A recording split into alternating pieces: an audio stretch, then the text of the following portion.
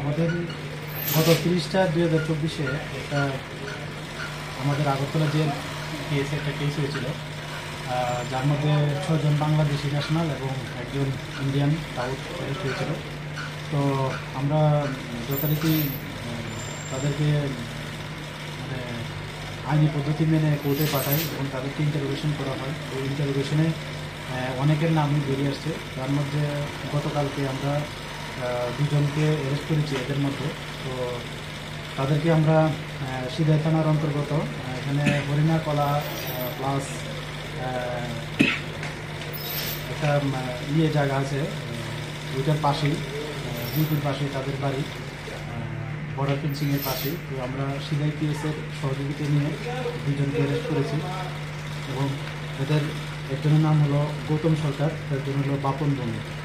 তারা ওই মানব পাচারের সঙ্গে যুক্ত আছে এবং আরও তারা এমন অনেক মানে ব্লেম ছিল তাদের জিনিসটা, তারা আরও অনেক আগে থেকে এটার সঙ্গে জড়িত। যাই হোক, আমরা আজকে তাদেরকে মহামান্য আদালতে পুলিশ রিমান্ডে পাঠাবো এবং এখনও তাদেরকে দফায় দফায় ইন্টারভিউশন চলছে। তো নিশ্চয়ই তাদের কাছ থেকে আরও অনেক কিছু বেরিয়ে আসবে, যেটা আমাদের তদন্তের সাথে খুব সহায়ক হবে।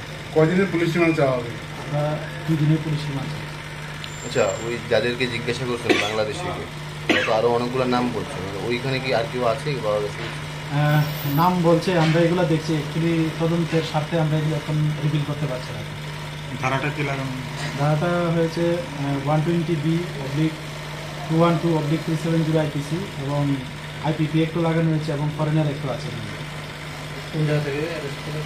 এগুলি সিদাই থানার অন্তর্গত হরিণাকলা একটা জায়গা আছে বর্ডারের সঙ্গে। সে কি